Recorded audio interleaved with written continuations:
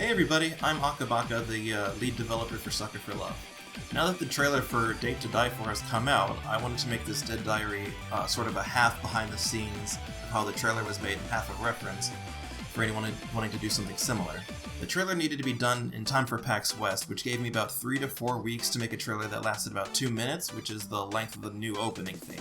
And because of the tight turnaround and the fact that I was the only person that would be working on the trailer, I had to be very careful with the types of things that I included. A complicated animation would take up too much time and leave me not too much time to make anything else. There's some rules to making 90s anime-style animations and videos. Unfortunately, those rules were also my salvation, because the things that make 90s anime unique are also what makes it faster to do.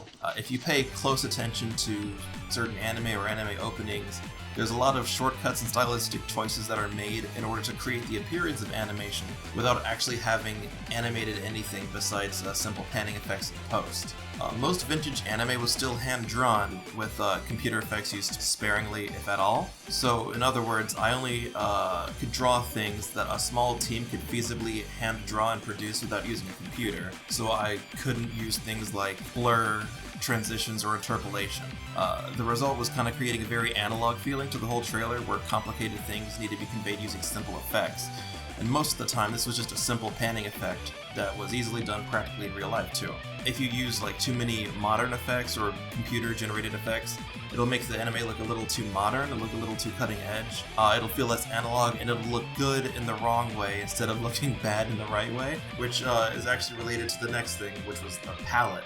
If you look up 90s anime aesthetics, a lot of times you'll get these kind of very saturated pink and purple images with heavy filters slapped over them.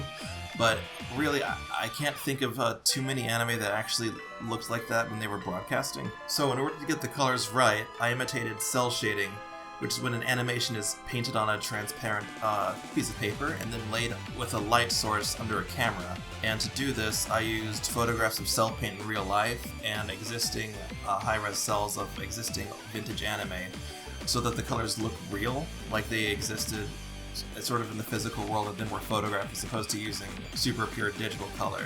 There were a lot of little tweaks that were done after the animations were dropped in order to help along the feeling of analog and to make it feel really akin to vintage anime.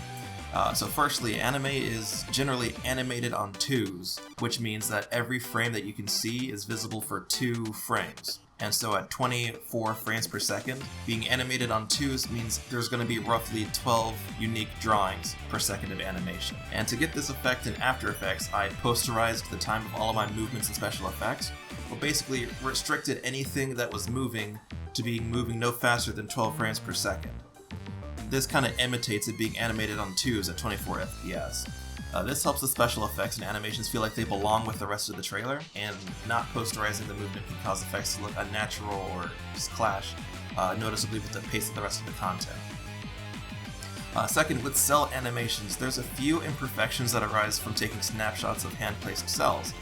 The brightness isn't always exactly the same. This can be caused by imperfections with the lightbox or grain of the transparency film itself, and this causes a small flicker between frames, so I added a small black square over the video that wiggles its opacity to imitate that. And also because of the hand placing of the cells, in addition to the weaker strength of old TVs or VCR distortion, it's also common to see frames jump a little bit, and so I added a light wiggle effect to the entire trailer to imitate that. Lastly, with poorer quality TV sets and lower color resolution, the images themselves are affected by the analog process.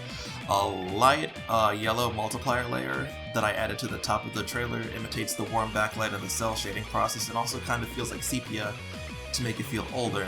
And also, old analog animations usually had a problem broadcasting very dark colors or separating them from each other, which, if I recall correctly, is one of the reasons why the old Mickey Mouse animations had them wearing white gloves. It'd be just kind of too hard to show what their hands are doing if they were all black.